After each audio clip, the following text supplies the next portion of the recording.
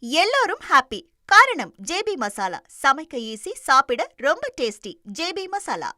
போலி இருமல் மருந்து விற்பனை செய்யப்பட்ட விவகாரத்தை தொடர்ந்து தமிழ்நாடு மருந்து கட்டுப்பாட்டு இயக்ககம் உருவாக்கிய QR ஸ்கேன் ஸ்டிக்கரை ஒட்ட மருந்து கடை உரிமையாளர்களுக்கு உத்தரவிடப்பட்டுள்ளது.